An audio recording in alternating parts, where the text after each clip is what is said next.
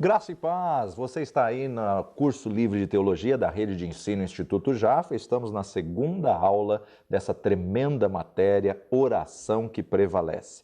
Que matéria maravilhosa, nós podemos saber os princípios, a estrutura da oração, nós podemos entender como que Deus pode ouvir e responder às nossas orações. Eu quero nessa aula de hoje citar aqui uma matéria, uma mensagem tremenda e poderosa do finado pastor Dr. Myles Munroe, que falava sobre o princípio da oração, a importância da oração. E agora, essa nossa segunda aula, nós vamos embasar um pouquinho nessa palavra que ele esteve ministrando. Evangelho de João, capítulo 16, versículo 23, e naquele dia nada me perguntareis. Na verdade vos digo que tudo quanto pedirdes a meu Pai em meu nome, ele vô-lo há de dar. Até agora, nada pedistes em meu nome. Pedi e recebereis, para que a vossa alegria se cumpra. Tiago, capítulo 4, versículo 3, nos diz: pedis e não recebeis, porque pedis mal, para o gastardes em vossos deleites. Precisamos entender o princípio da oração no reino de Deus. Temos que entender segundo a visão do reino, porque Jesus veio para estabelecer o reino. Então nós temos que mudar o foco, porque a oração, ela não serve para mudar a Deus. A oração não manipula a Deus, mas nos alinha à vontade de Deus. Então nós temos que entender que oração é alinhamento. Se Jesus, sendo Deus em carne e sangue, ele orava e orava muito, por que ele orava tanto?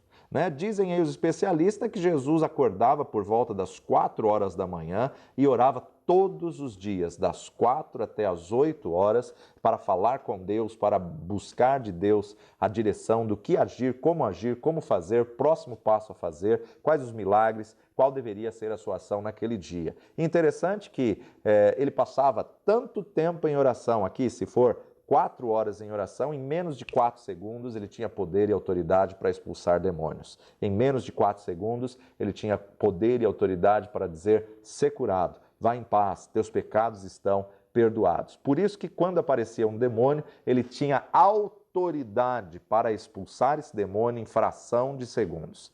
Agora, infelizmente, nós temos visto nos dias de hoje muitas pessoas que não chegam a orar nem 4 segundos e querem expulsar demônios e passam 4 a 8 horas tentando expulsar o demônio e não conseguem. Por quê? Porque não tem autoridade. Quando Jesus disse: essa casta só sai com jejum e oração, Jesus estava nos dando um segredo espiritual, mostrando que a oração, o jejum, vai te dar autoridade na esfera espiritual, vai te dar autoridade no mundo espiritual. Todas as religiões oram. Oração não é exclusividade da igreja, não é exclusividade do evangelho, do cristianismo. Nós podemos ver que as seitas, eles têm a prática da oração. Os espíritas oram, os islâmicos oram, os hindus oram, os católicos oram, os budistas oram e muitos deles até oram muito mais do que os cristãos. Então a oração, ela é mais importante até do que a pregação. Ela é mais importante do que o louvor, do que a adoração, porque a oração é a única coisa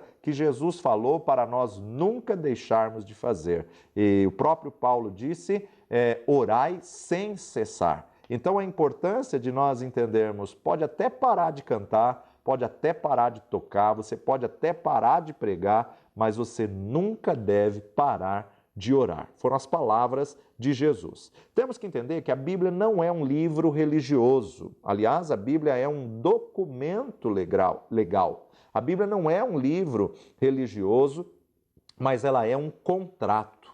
Ou seja, uma outra palavra para contrato é pacto. E pacto é uma aliança. Um contrato, um pacto, uma aliança. Quando você documenta, registra um contrato, isso é chamado de testamento. Então a Bíblia não é um livro religioso. A Bíblia é um documento legal, ela é um contrato, ela é um pacto, ela é um testamento dividido em 2 partes, Antigo Testamento e Novo Testamento. A Bíblia não é sobre uma religião, ela não é exclusividade de uma religião. A Bíblia ela é sobre 3 coisas: um reino, um rei e uma família real. Então, em primeiro lugar, um rei. Agora, para se ter um rei, tem que se ter um reino. E se tem um reino, tem uma família real. Então a Bíblia, ela conta-nos a história de um rei. E um rei não se passa por uma pessoa religiosa. Um rei, na verdade, é um político. Então, quando falamos acerca de um rei, nós entendemos isso como um governo, entendemos isso na esfera política. Então, a Bíblia é sobre um reino. E um reino não é uma religião. Um reino é uma nação. Um reino é um território. Agora, a Bíblia fala sobre uma família real. Uma família real não é um clube. Uma família real não é uma comunidade. É uma família. Então temos que mudar nossa visão e entender que a Bíblia fala sobre um rei, um reino e uma família real. Nós precisamos consertar o foco da nossa oração segundo o reino. Deus não responde a lamúrias, Deus não responde a sentimentos, Deus não responde ao choro, Deus não responde a orações humanas. Deus faz cumprir a sua palavra. Deus zela em cumprir a sua palavra. Então, a sua oração, ela tem que ter respaldo na Constituição que se chama Bíblia, que é a Constituição do Reino. A sua oração, ela tem que ter respaldo no pacto, ela tem que ter respaldo na aliança de Deus para contigo, ela tem que ter respaldo no contrato. Você não vai diante de um tribunal e fica lamuriando, chorando, choramingando diante do juiz. Ai, seu juiz, seu juiz, por favor, olha, eu matei uma pessoa, mas não me mande para a cadeia. Eu roubei, mas não me dê uma outra chance. Não, você não vai diante do juiz para poder ficar lamuriando diante do juiz. Aliás, ele nem ouve lamúrias.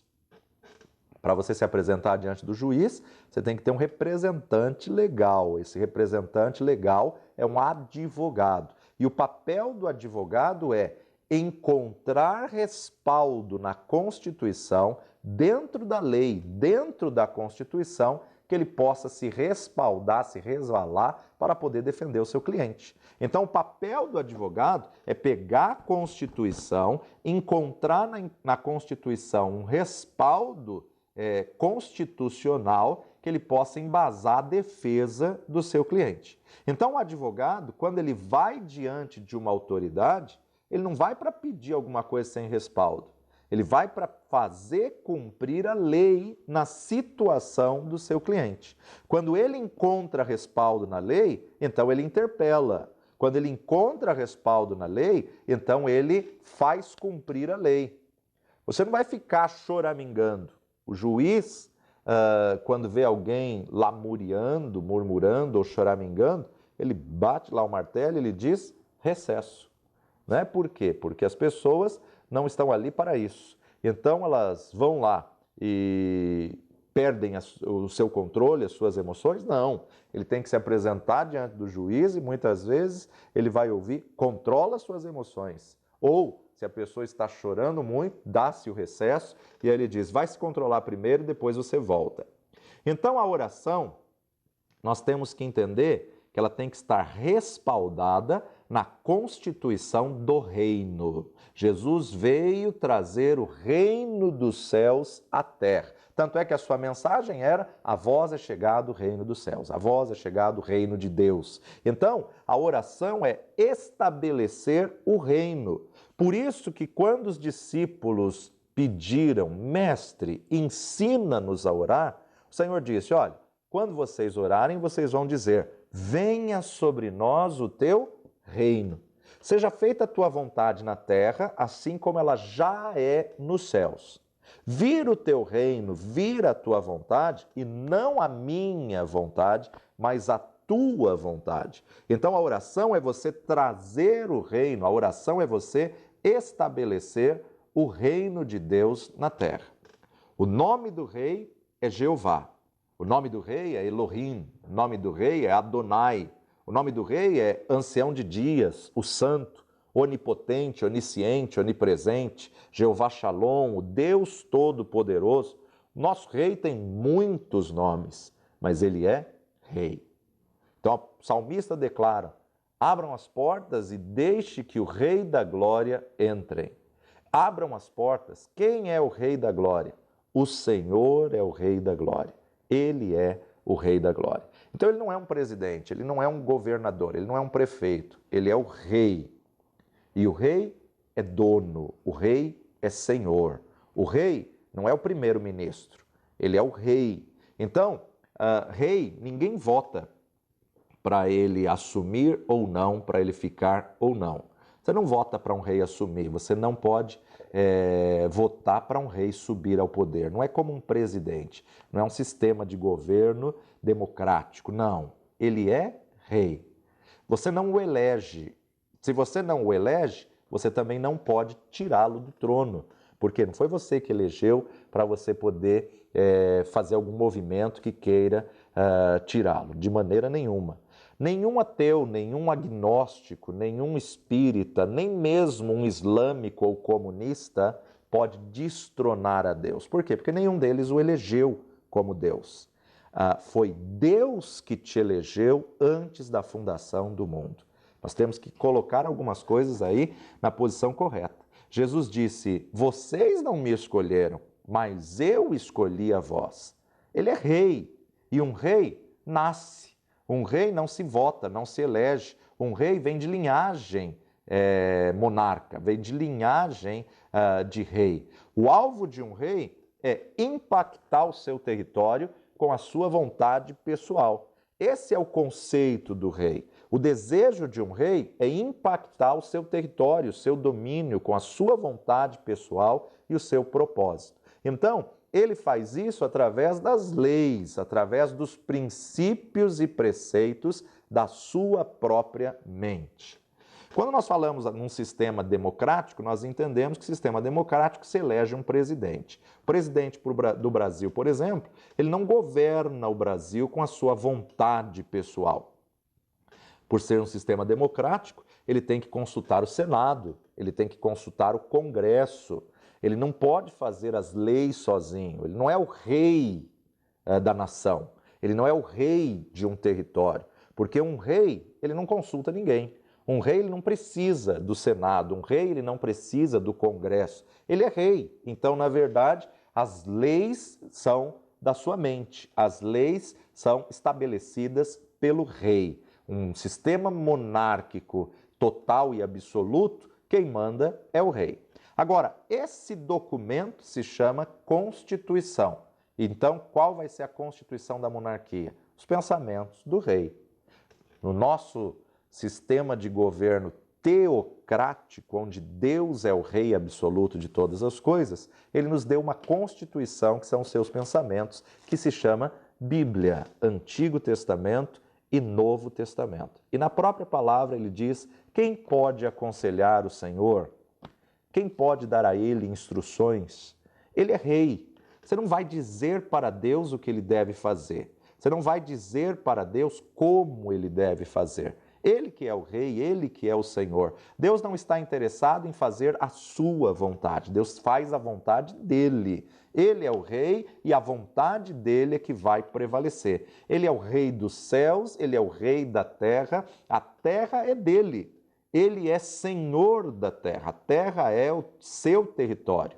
E nós temos que entender, quando a palavra de Deus diz o mundo jaz no maligno, ali a palavra é o sistema, o cosmos, o sistema desse mundo está dominado pelo maligno. Mas Jesus veio para estabelecer o reino dos céus na terra, o reino de Deus na terra. Então, na verdade, a terra é do Senhor, a terra é o território do Senhor, e o salmista ainda vai declarar que o Senhor entregou a terra aos homens. Os céus são os céus do Senhor, mas a terra ele a deu aos filhos dos homens. Por quê? Porque dele ele dá para quem ele quer. Adão, quando pecou, entregou o domínio dessa terra a Satanás. Jesus, quando veio, resgatou as chaves das mãos do diabo, da morte e da vida, e resgatou toda a autoridade nos céus, na terra e debaixo da terra, e entregou essa autoridade à igreja. Então, se você vê aqui, você tem que fazer a vontade do rei, a vontade de Deus. Quando o rei, no sistema monárquico, assumia, ele queria impactar territórios, e ele queria impactar territórios através das suas leis e através das suas conquistas. Agora, para um rei fazer um filho rei, estando ele ainda em vida, ele na verdade tem que conquistar um outro terra, um outro território, uma outra nação. Quando um rei quer fazer dos seus filhos reis com ele no poder, então ele tem que conquistar outras nações. Foi isso que Deus, sendo rei dos céus e dono da terra, fez com seu filho Jesus. Por isso que Jesus é o rei dos reis aqui da terra. Ele é o Senhor dos senhores. Deus é o rei absoluto dos céus e ele faz o seu filho rei aqui na terra. Para que uma lei seja criada no Brasil, na verdade, ela tem que, em primeiro lugar, ser apresentada ao Congresso e essa lei vai ser discutida por meses e meses, talvez até anos, que ela vai ser discutida no Congresso. Por isso que são chamadas as leis inconstitucionais, ou seja, lei que ainda não estão na Constituição. E aí, depois que ela passou pelo Congresso, aí ela vai para o Senado. E no Senado também ela vai ser discutida meses, às vezes até anos. E muitas vezes ela vai ser revogada. Então, o Senado vai ter que votar a lei. Talvez isso demore alguns anos para uma lei inconstitucional, talvez algum dia se tornar uma lei constitucional. Mas num reino, não. Quando se fala de um sistema monárquico absoluto, quando um rei fala, tudo que ele fala se torna lei. Tudo que ele fala se torna Constituição, porque ele é rei e tudo que ele fala vem da sua mente sai então a sua Constituição. Uma igreja não entende o que é um reino, porque se a igreja entendesse o que é o reino, ela não agiria como ela tem agido. Se as vidas entendessem o que é um reino, ela não agiria como ela tem agido. Quando a igreja não entende o que é um reino, ela nunca vai poder viver o milagre do Senhor e a resposta do Senhor. Nós muitas vezes tratamos Jesus como um governador, ou às vezes até como um prefeito, no máximo como um presidente, né? E queremos dar conselho a ele. Não, não podemos de maneira alguma dar conselho ao rei. O rei é dono, o rei é senhor sobre todas as coisas. O rei diz: no meu reino não fornicarás. E muitas pessoas dizem: mas Senhor, somos fracos, não temos condições. Senhor, tu não entendes. O rei diz: no meu reino não cometerás adultério. E muitas pessoas chegam para o rei e falam: não, Senhor, foi só um erro. Por quê? Porque estão querendo tratar o rei como um presidente. Estão querendo tratar o rei como um governador.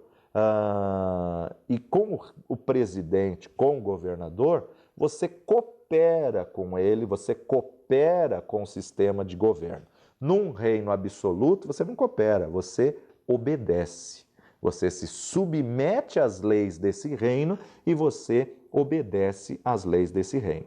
Quando um rei cria as leis, ele cria as leis com a sua palavra, com a palavra que sai da sua boca.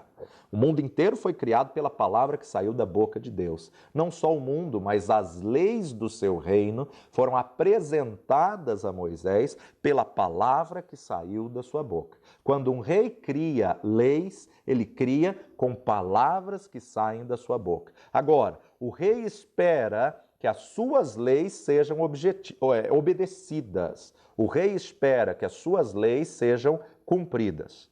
Agora, o que chamamos as leis que um rei cria, ele cria no seu território. As leis são princípios, os princípios do reino. As leis também podem ser chamadas de chaves do reino.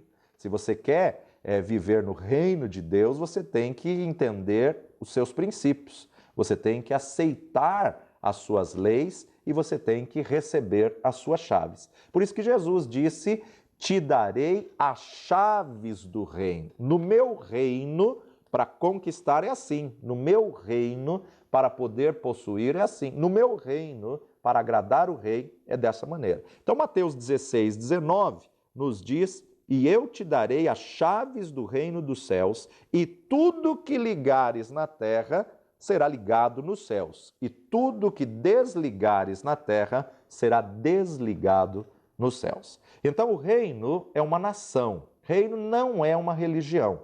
O reino é a forma de Deus agir, a forma de Deus atuar, a forma de Deus governar. O reino não é uma religião. A Bíblia não é um livro religioso. A Bíblia é um livro constitucional que apresenta a constituição do reino dos céus.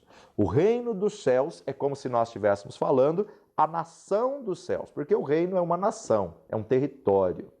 Então, para você fazer parte do reino dos céus, você tem que se adequar à constituição do reino dos céus. Ele não disse, eu vou te dar as chaves para o reino dos céus. Não existe chave para o céu. Eu te darei as chaves dos céus, as chaves do reino. Eu te darei as chaves do reino dos céus, e não para os céus. Se fosse para os céus, na verdade seria para lá, mas na verdade dos céus, então significa acessos aos céus. Que chaves? Leis, princípios, preceitos, constituição para se adequar ou para entrar no seu reino. Eu vou te dar as leis dos céus, as chaves do reino dos céus. Os céus é um lugar que é invisível, mas é um lugar que é real. Mais real do que a terra. Porque a terra, tudo que é físico, material, palpável, é passageiro. Mas tudo que é espiritual e invisível é eterno. Os céus é sobrenatural. Os céus é uma nação. Deus vive lá. E Jesus disse, eu vou te dar as chaves do reino dos céus. Anos atrás, havia também no sistema monárquico, principalmente na Europa, os reinos, né? Tinha o reino da França, o reino da Espanha, tinha o reino de Portugal, o reino da Inglaterra, que hoje são nações. E Jesus disse, não tem problema, eu também vim de uma nação, só que a minha nação é dos céus, né? O reino dos céus. Toda nação tem leis, toda nação tem constituição e todo súdito dentro de um reino tem que obedecer às leis. Porque se você obedece às leis, você tem benefícios. Porém, se você desobedece às leis, na verdade, eles te tiram da comunidade. Se você desobedece às leis, ou você vai para a prisão, ou você é cortado do reino. Por quê? Porque você desobedeceu às leis. Você não vai ter privilégios, não vai ter benefícios. Jesus disse, eu vou te dar as leis do reino dos céus, ou a chave do reino do céu. O que você ligar na terra terá sido ligado nos céus. O que você desligar na terra terá sido desligado do reino dos céus. Essa declaração não tem nada a ver com batalha espiritual. Essa declaração não tem nada a ver com espíritos malignos, não tem nada a ver com amarrar demônios ou desamarrar, atar ou desatar. As pessoas religiosas muitas vezes usam esse versículo acerca de batalha espiritual, de demônios, e por isso que muitas vezes os demônios não saem. A palavra ligar aqui significa trancar. O que você trancar, o que você atar, o que você amarrar aqui na terra será trancado, atado, amarrado nos céus. O que você parar na terra vai ficar parado nos céus. Você tem essa autoridade. O que você permitir aqui na terra, os céus também permitirão. Então aí ele está colocando o poder sobre a tua palavra. A morte e a vida está no poder da língua. Jesus está dizendo, eu te dou essa autoridade. O que você ligar e o que você desligar na terra, o que você abrir, permitir, liberar, desatar, eu te dou essa autoridade, eu te dou essa permissão na terra, se tiver de acordo com a minha Constituição, você pode falar isso em meu nome. Os céus também vão deixar acontecer se você alinhar a declaração, a matéria-prima, palavra, que sair da tua boca, estiver de acordo com a minha palavra, em meu nome, eu farei. Então Jesus disse, eu vou te dar as chaves dos céus, a autoridade dos céus na terra. O que você permitir na terra, os céus não podem parar isso se estiver de acordo com a constituição do meu reino. Por isso que Deus não pôde parar Adão e Eva na tentação. Deus era espírito e Deus tinha criado Adão e Eva para ser o governo dessa terra. Os céus são os céus do Senhor, mas a terra ele a deu aos filhos dos homens. Então, Deus não pôde intervir por ser espírito, na matéria. Eva estava sendo tentada, porque o diabo, Lúcifer, caído, Satanás, incorporou uma serpente e estava seduzindo e distorcendo a palavra de Deus para Eva. Não foi assim que disse o Senhor? Deus não pôde parar a tentação, porque, na verdade, ele é espírito. Então, Deus não pôde parar porque ele não estava na terra em carne e sangue, ele estava apenas na plenitude da onipotência, onipresença no Espírito, mas ele não era matéria, ele era Espírito. Então, a serpente enganou, Eva comeu do fruto, deu a Adão, Adão comeu, eles pecaram, separaram de Deus, começou um processo de morte espiritual, e Deus vem e sentencia a serpente, sentencia Adão, sentencia Eva, mas o Senhor libera uma palavra: da semente da mulher nascerá um que esmagará a cabeça da serpente. Sabemos que a mulher não tem sêmen, mas o que Deus estava dizendo? A virgem conceberá e dará à luz a um filho. Eu ainda sou só espírito, não sou carne e sangue, mas virá um em carne e sangue, que não precisará da semente do homem, porque uma vez que Adão pecou, ele contaminou a semente, mas a virgem vai conceber uma nova espécie. Em Gênesis 3,15, Deus estava profetizando a primeira profecia acerca da vinda de Jesus Cristo.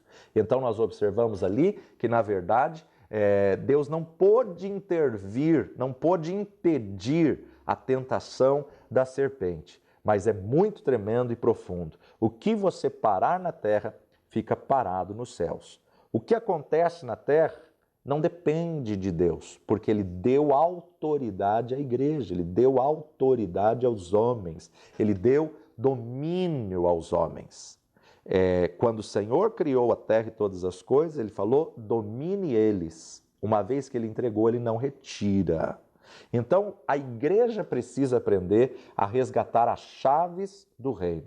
O que você permitir na tua esfera, o que você permitir na nação, Deus não pode parar, porque ele deu ao homem poder e autoridade. O que você parar na sua nação, Deus vai parar nos céus. O que acontece na terra depende de você. Claro que temos a vontade soberana de Deus, agora você sempre espera por Deus fazer algumas coisas e Deus está esperando por você fazer alguma coisa. Os céus são os céus do Senhor, mas a terra ele a deu aos filhos dos homens. Assuma sua posição de autoridade, de embaixador dos céus na terra. Salmo 115, verso 16. Os céus são os céus do Senhor, mas a terra deu a ele aos filhos dos homens. Mateus capítulo 18, versículo 18 e 19. Em verdade vos digo que tudo que ligares na terra será ligado no céu, e tudo que desligares na terra será desligado no céu. Também vos digo que se 2 de vós concordarem na terra acerca de qualquer coisa que pedirem, isso lhes será feito por meu Pai que está nos céus. Digo-lhe em verdade que tudo que ligares na terra, se 2 de vós concordarem sobre qualquer assunto na terra, será feito por meu Pai que está nos céus. Deus sempre está nos céus, mas ele deu autoridade na terra, ele outorgou autoridade ao homem. Você tem autoridade na terra, principalmente pela morte e ressurreição de Jesus. Ele resgata todo o poder, domínio e autoridade nos céus, na terra e debaixo da terra e entrega à igreja. A terra está sempre esperando pelos céus, mas os céus estão sempre esperando pela terra. Sempre que Deus quis fazer alguma coisa na terra, ele chamou alguém. Sempre que Deus quis agir na terra, ele escolheu alguém. Abraão, quero uma nação. Abraão, quero fazer um povo para mim. É da tua semente, da tua linhagem. Abraão, quero destruir Sodoma e Gomorra, mas você precisa liberar a palavra. Moisés, quero libertar o meu povo. Vai lá e fala com Faraó. Sempre que Deus quis fazer alguma coisa, ele conta com o homem. Deus escolheu contar com o homem. Deus criou um princípio que ele não vai contra a sua palavra, ele não vai contra aquilo que ele estabeleceu. E ele deu ao homem o poder de domínio sobre a terra, como nos diz Gênesis logo no começo de todas as coisas. Por isso que nós precisamos alinhar, por isso que nós precisamos entender o que é a oração. A oração é você alinhar a tua vontade à vontade de Deus, porque o que vai se cumprir é a vontade dele. Parece que Deus não fará nada na terra sem a permissão do homem. O que Deus quer dizer, Martinho Lutero, ele descobriu algo sobre a oração. John Wesley, ele também descobriu e ele disse, eu vou dizer, parece que sem Deus o homem não pode, mas sem o homem Deus não fará nada na terra. Deus escolheu nos escolher. Deus não tem plano B, é a igreja que ele quer usar. É através do homem que o reino vai expandir. Principalmente numa visão de missões, eu costumo dizer que Jesus é o cabeça da igreja. E a cabeça não para. A cabeça é onde tem o intelecto, os pensamentos. A cabeça está pensando continuamente, tenho que fazer isso, tenho que fazer aquilo, tenho que alcançar aquela ilha, tenho que alcançar aquela nação, tenho que alcançar aquele outro povo, tenho que ir além mar, tenho que ir do outro lado. O cabeça está continuamente pensando. Mas sabe aquele momento que você acorda e você está com o corpo todo dolorido e a cabeça fica pensando, puxa, hoje é o dia de eu pagar aluguel, de eu ir no banco, de eu fazer isso, fazer aquilo outro. Se o corpo não levantar, a cabeça não chega. Se o corpo não agir, a cabeça, por mais que ela funcione, por mais que ela trabalhe, ela não vai sem o corpo. A vontade de Deus é que todas as almas se salvem. A vontade de Deus é que o evangelho já tivesse chego aos 4 cantos da terra. Mas quem é o corpo de Cristo? A igreja. Por mais que o cabeça queira alcançar os 4 cantos da terra, é a igreja que tem que levantar, é a igreja que tem que ir, é a igreja que tem que agir, é a igreja que tem que cumprir o chamado do Senhor. Jesus disse então, eu te darei as chaves do reino. Chave representa autoridade. Chave representa acesso.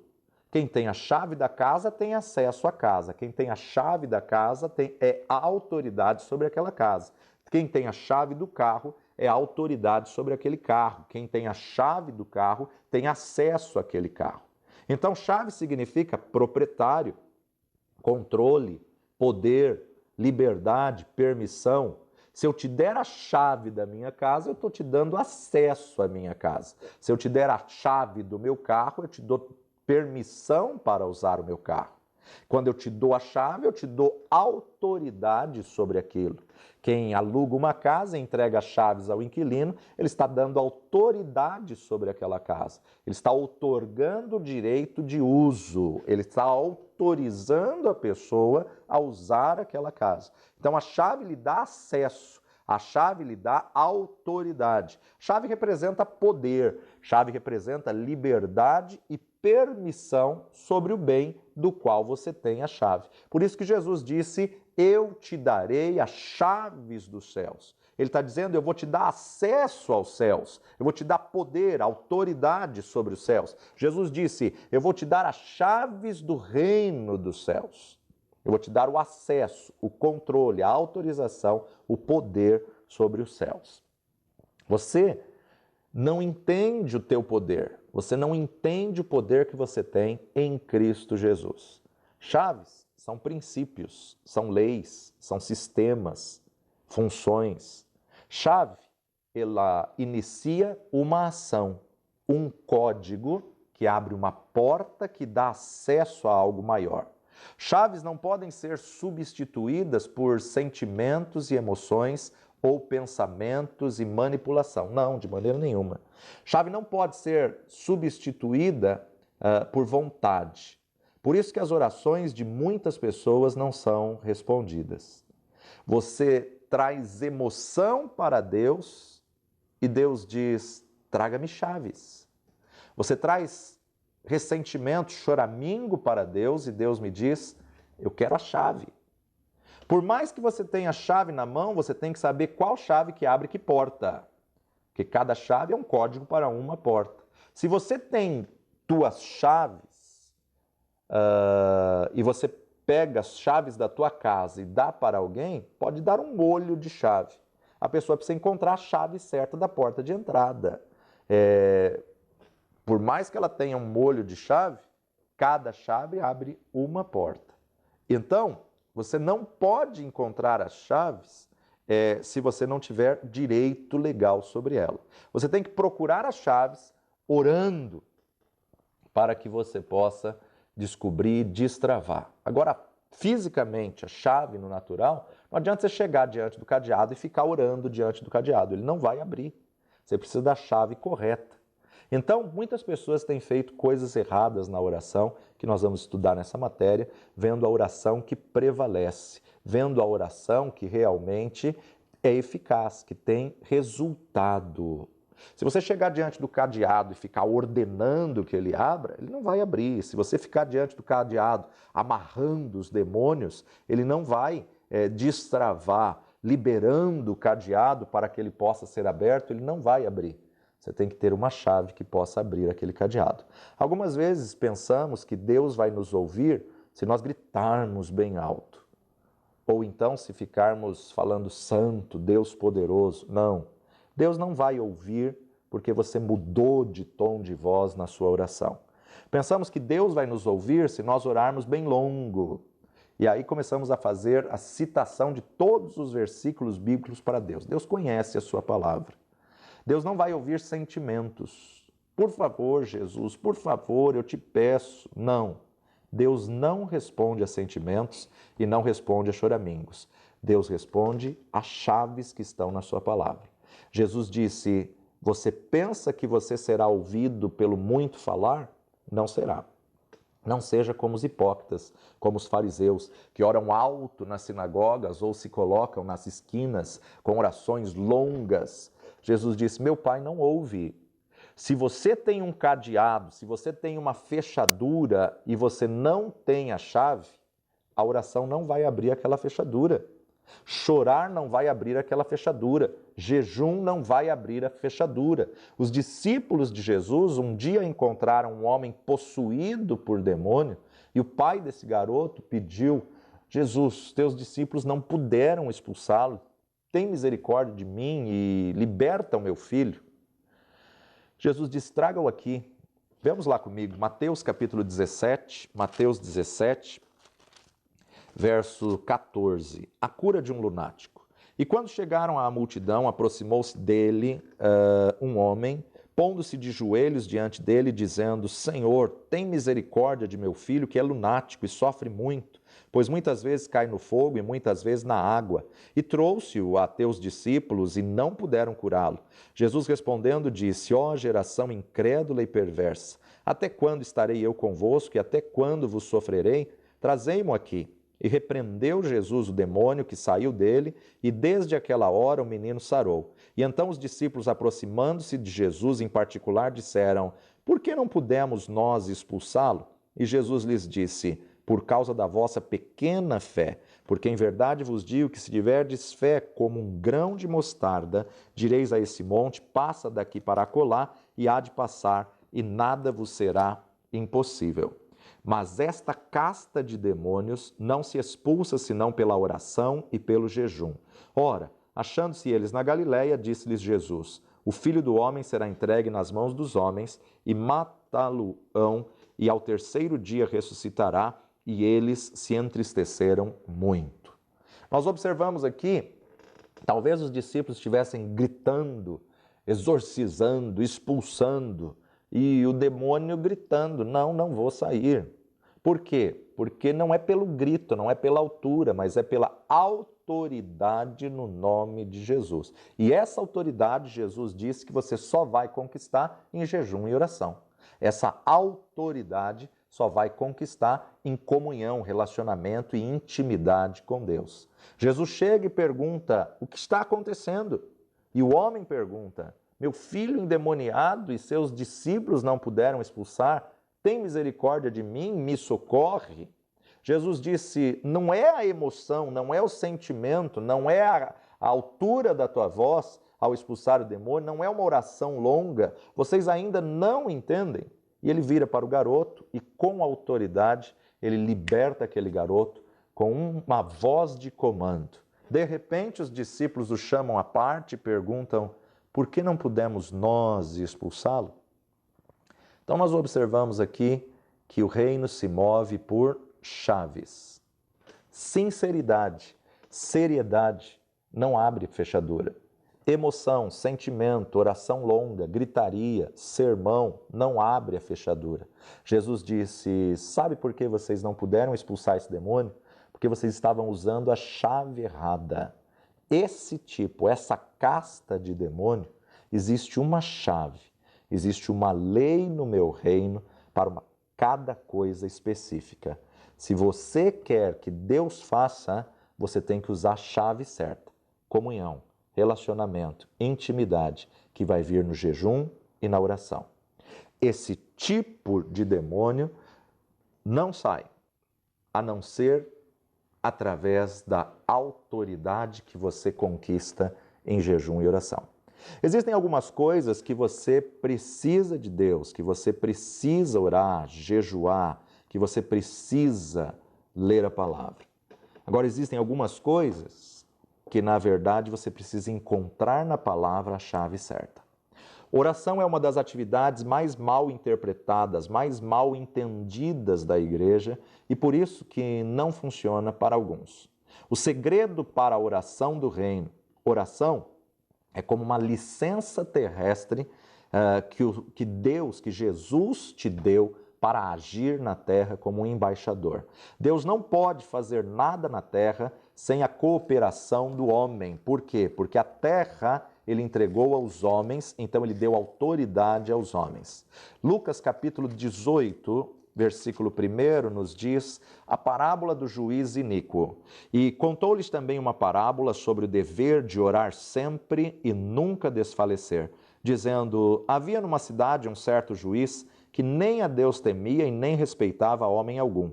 Havia também naquela mesma cidade uma certa viúva e ia ter com ele, dizendo: faze-me justiça contra o meu adversário. E por algum tempo não quis, mas depois disse consigo: ainda que não temo a Deus e nem respeito os homens, todavia, como esta viúva me molesta, hei de fazer-lhe justiça, para que, enfim, não volte e me importune muito. E disse o Senhor: ouvi o que diz o injusto juiz, e Deus não fará justiça aos seus escolhidos que clamam a ele de dia e de noite, ainda que tardio para com eles? Digo-vos que depressa lhes fará justiça.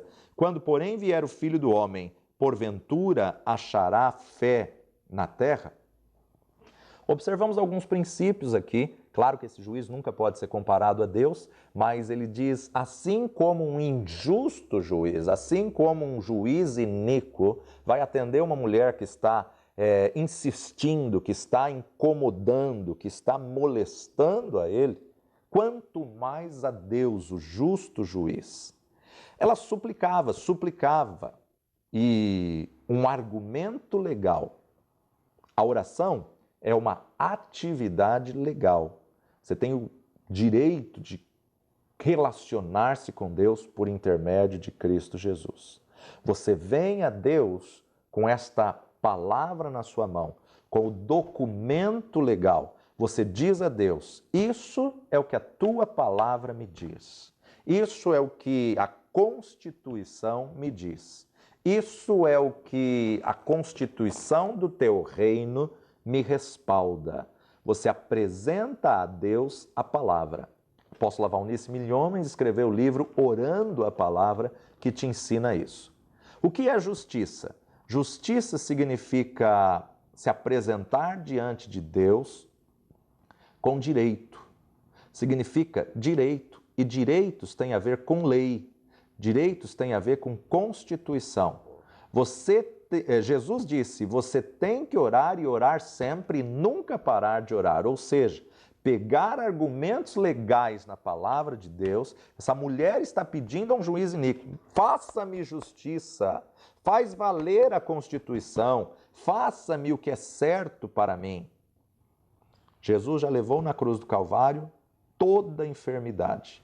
Então, quando você ora por cura, você está pegando um documento legal. Quando você ora por cura, cura é teu direito, não por mérito, mas porque Jesus conquistou na cruz do Calvário para você. Você não fica suplicando a cura, você libera uma voz de comando. A tua palavra diz que Jesus livrou sobre a cruz e pelas pisaduras dele eu já estou curado. Corpo, alinhe-se à palavra do Senhor. Prosperidade é direito dentro do reino de Deus. Então você chama a existência e você não aceita a pobreza, mas claro, faz a sua parte, vai batalhar, vai guerrear e vai agir em favor disso.